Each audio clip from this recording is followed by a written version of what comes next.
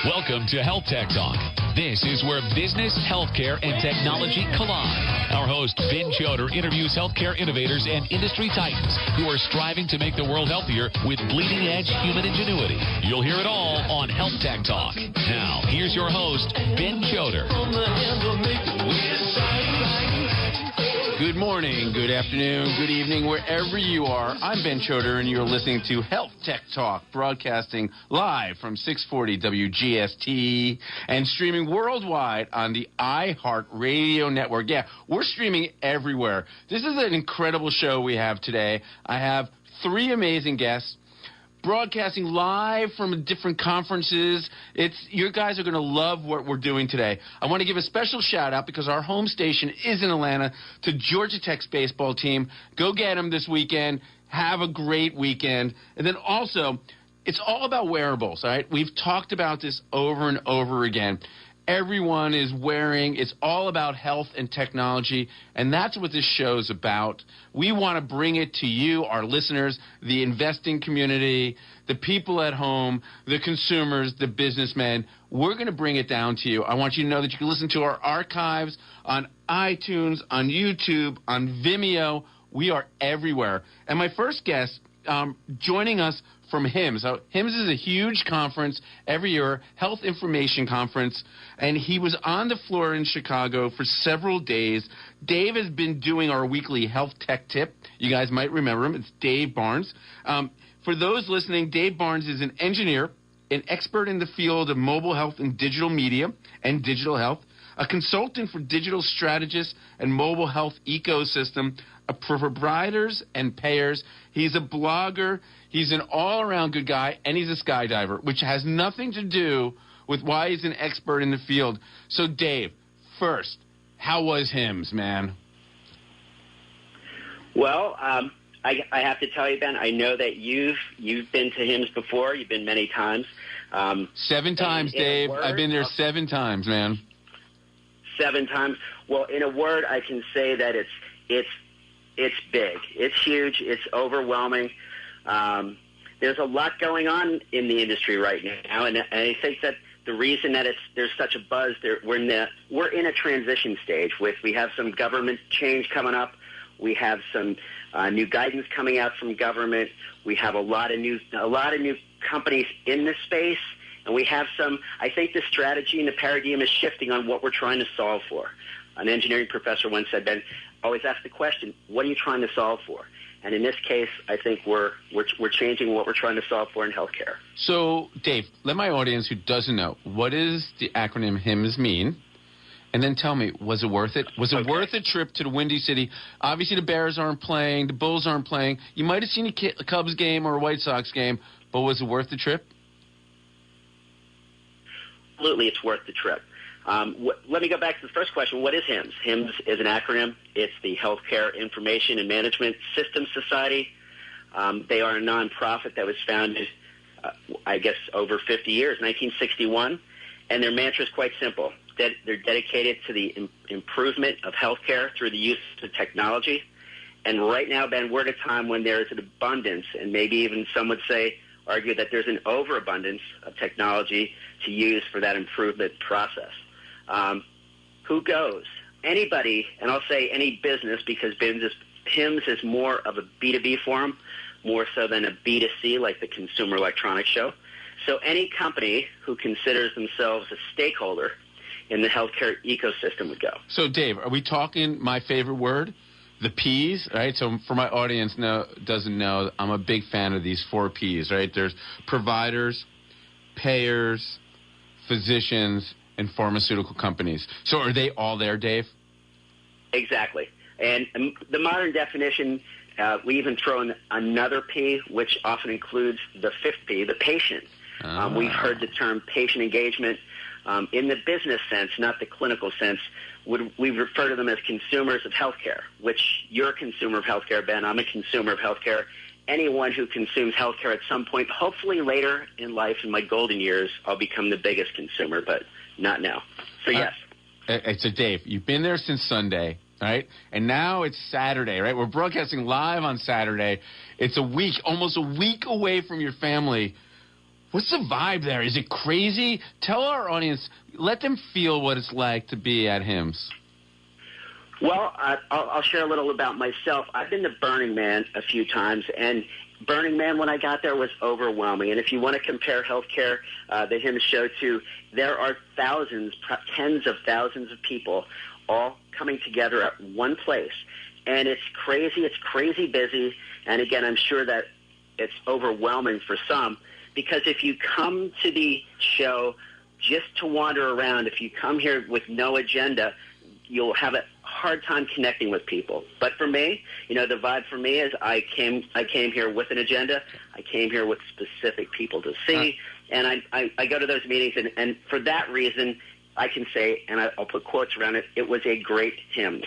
All right, so now, really, we haven't talked about anything specific yet. All right, Dave, I want to dig down a little bit. All right, you've been there, you touched it, you saw the technology. What jumped out at you, Dave? What was exciting about it? Give my audience your 3 favorite things that you saw at the conference right now. Sure, and to do that, Ben, I think I want to take it back a little bit as far as what do I think is changing, what's changing, and what makes it really interesting for me is when the mobile health or the digital health industry started out, I think there was a thought by everyone, government regulators, industry, healthcare providers, et cetera, that we were all going to work towards a common platform and with standardized interfaces and some kind of standardized API, some way to interface all this. With the government mandate, the law that's in place, Obamacare, pushing everyone along to the ultimate end. And, well, that just simply didn't happen, and it certainly didn't happen in the time frame that many, including consumers, you or I or anyone who is looking for health care, it certainly didn't happen in the time frame that we would have liked. So for me, I see this big shift. I think the industry has quickly shifted from what's that one goal, one platform, to solving the interoperability business challenge. And again, it always comes down to business. What motivates companies? It's the business end of it. It's the challenge of it. But Dave, yeah. What blew you away, man? I want my audience to I have a couple minutes left with you. What blew you away at the conference? Well, from a consumer perspective, Ben, can I mention some company names? I would love if you mention names, man. We're not getting paid by any of these guys. Say it. Maybe they'll send us some product, but tell us. There you go. Well, I define middleware, or the companies that are the hardware, software, device, or platforms that are going to help healthcare solve the business issue of having trading information among disparate systems, mapping fields of one to another. Dave, what's the middleware company? Come on, you're holding back. Right. Tell me already, man. Well, the one I really love is there's a partnership that was just announced between Box and CareBox. And if you know of Dropbox, which I'm sure most folks do, similar to Google Drive, it's the cloud-based platform that allows people to share information. So if you take that concept and you move it to healthcare, I think that Care and CareBox as a company combined, it puts the consumer, the patient, at the forefront. And remember, Ben, that we started with the goals of the new healthcare plan to put us, the consumer, at the center. So Dave, are you saying Box is a place that all my medical information can be stored? I mean, I have 30 seconds left with you, Dave. Is that really cool? Yes, that's where this is going. That you can use Box/CareBox to put personal consumer medical records in, and it's also going to allow the providers and the payers and the insurance and the pharmas all to trade information among the platform they have in a different environment that's both compliant, HIPAA compliant, and usable by everyone. Dave, you rock. I'm going to get you back on the show next week, and we're going to drill down to specific companies. You're listening to Health Tech Talk. We'll be back after these messages from our sponsors. You know, it always pays to listen to Talk Radio 640, the talk of Atlanta. It does, doesn't it? But it actually pays something specific right now, this week only. Talk Radio 640 listeners get an extra $640 off a new Chevy simply when they mention this radio commercial and find new roads to Rick Hendricks Chevrolet in Duluth and in Buford near the Mall of Georgia. Here's Hendricks' own Katie Bonds. You can get 0% for 60 months on a new Cruise, Malibu, Traverse, Impala, and Camaro. Yes, I said a new Camaro, too. Pay no money down and only $1,660 $157 per thousand finance. What a deal. We actually had a customer come in from Duluth with a 551 credit score. We got them a single-digit interest rate on a new Chevy. Every deal is different, so come in and see us. What are you waiting for? Again, it pays to listen. Find new roads to Rick Hendrick Chevrolet. Mention you heard this on Talk Radio 640 and get an additional $640 off. Now is the time to see us. Go to ChevyHendrick.com or see us today at Rick Hendrick Chevrolet. Hi, folks. Alan Thicke here, and you've probably heard, maybe from me, that if you owe the IRS money, they can do some scary things. Garnish your wages, levy your bank account, even seize your home or business. You add on the penalties and interest, and getting out of debt can seem impossible. Back taxes are for real. It's not a game. But the game changes when you have a team of tax experts on your side. The professionals at Optima Tax Relief can immediately protect you from aggressive collections. And for a limited time, the IRS is offering a tax debt forgiveness program. It's called the Fresh Start Initiative. With the help of Optima, you may qualify for a settlement that saves you thousands. Nobody knows the game better than the Optima team. Don't wait till it's game over. Let their experts coach you through this. It's a win-win. Call for your free consultation. Call 800-798-2477. That's 800-798-2477. 800-798-2477. Some restrictions apply. For complete details, please visit OptimaTaxRelief.com. Hi, folks. Alan Thicke here, and you've probably heard, maybe from me, that if you owe the IRS money, they can do some scary things. Garnish your wages, levy your bank account, even seize your home or business. You add on the penalties and interest, and getting out of debt can seem impossible. Back taxes are for real. It's not a game. But the game changes when you have a team of tax experts on your side. The professionals at Optima Tax Relief can immediately protect you from aggressive collections. And for a limited time, the IRS is offering a tax debt forgiveness program. It's called the Fresh Start Initiative. With the help of Optima, you may qualify for a settlement that saves you thousands. Nobody knows the game better than the Optima team. Don't wait till it's game over. Let their experts coach you through this. It's a win-win. Call for your free consultation. Call 800-354-2840. 800-354-2840.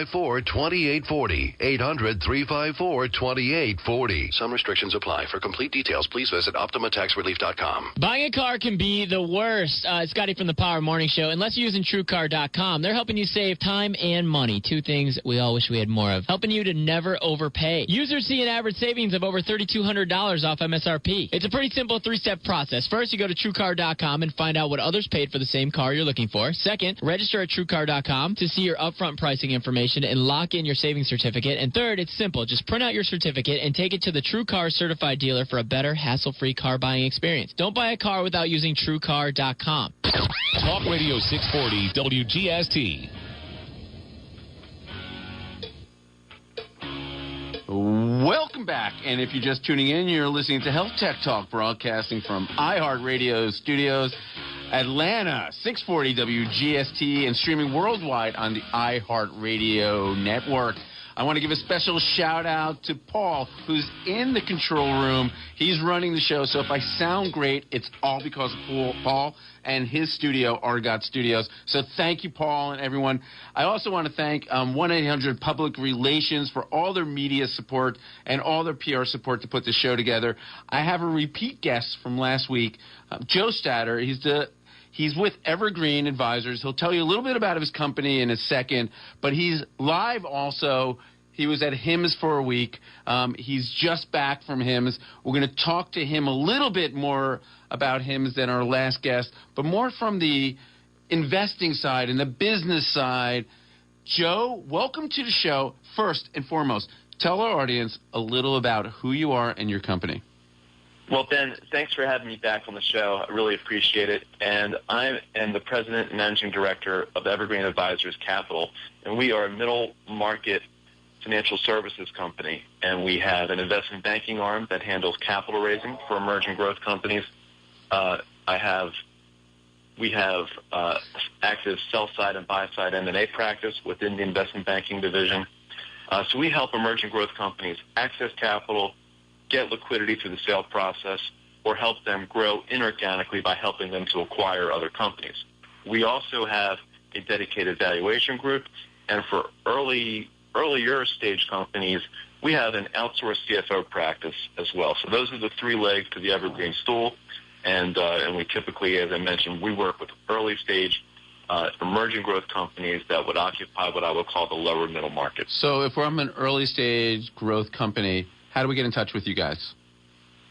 You can go on our website, which is evergreenadvisorsllc.com. It's a bit of a cumbersome URL, but you'll find us. You can find me on LinkedIn, Joseph Statter, and or you can just pick up the phone and call me at 703-852-0020. I love it. Okay, Joe, you've been at HIMSS. I spoke to someone else on the previous segment, Dave Barnes, who basically walked us through a little bit of what he saw at HIMSS. For you, was it what you expected? This was my first full-blown HIMSS experience. I've been to the subset of HIMSS called the mHealth Show for the last 3 years in a row, and I've been to really large trade shows like Interop before, but this is by far the largest trade show that I've been at, and I got to tell you, it's quite frankly, it's a bit overwhelming. So was the focus on, was it all about mHealth and digital health, or was it still a lot of brick and mortar also? A lot of brick and mortar also. A lot of, I mean, if you look, when you think about all the technology that is in healthcare, so talk about imaging. You know, you had AGFA was there, you had 3M there. When you look at EMR, you had Cerner and Epic there, a huge presence. And you think of telehealth, you had Cisco, EMC, IBM, Intel, and all the consulting firms such as Accenture, Pricewaterhouse, Meter. So Joe, this isn't unbelievable cross. I mean, huge companies across. You know, where healthcare is a major vertical in their business, right? And also a lot of smaller, companies that are entirely focused. So Joe, this isn't a startup conference. This is like there's billion-dollar, multi-billion-dollar companies in this. I don't know how big this industry is. What is healthcare? $1 trillion? Couple $1 trillion? It's a lot more than that. I believe it's a $4 trillion industry. Which is crazy, and it's all coming together under many roofs in Chicago. Yeah, many roofs. You really needed some comfortable shoes to walk around there, and like I said, it's overwhelming because what's interesting, you have this interaction between these huge companies and also startups that are trying to get at these huge companies for either partnerships, investment, or just business development / commercial relationships. So you've got, just an incredible cross-section of companies. And on the digital health space, you have really big companies like Athena Health and Allscripts, and really, upstart companies like, in the survey space, like a Quality Reviews or a Yorn, companies a lot of people have never heard of before. Really a neat setting to be in. So did you walk away knowing more? Are you more jazzed about the space, less jazzed the space? Did you learn a lot? Was it more hype, or is it here? Look, I think the industry, the digital health industry in itself has a high degree of hype surrounding it. And as I've mentioned, I kind of think that I try to create a taxonomy of segments within the industry. And with digital health, we talk about patient engagement, care coordination, data and analytics, data capture through wearables and sensors and the connected home and remote monitoring. And we also think about interoperability to make all these different pieces and existing legacy pieces, like some of the EMR systems, be able to communicate with one another and actually share data and make data useful. So one of the more interesting things I saw was the fact that data analytics there's a lot of different spins to data analytics. And I came away really excited about that in the sense that the data analytics part of digital health is really revolving around the clinical setting and helping with decision support and predictive analytics. And I saw one really, really cool company there who has a brilliant idea, and they had a natural network, called a two-sided network. On one side of the network, you have data, which could be performance metrics, safety measures, patient or EMR data, trial data sets, and research data sets. And on the other side of the network, you have analytical tools. It could be algorithms, protocols, measures, guidelines, and other pathways.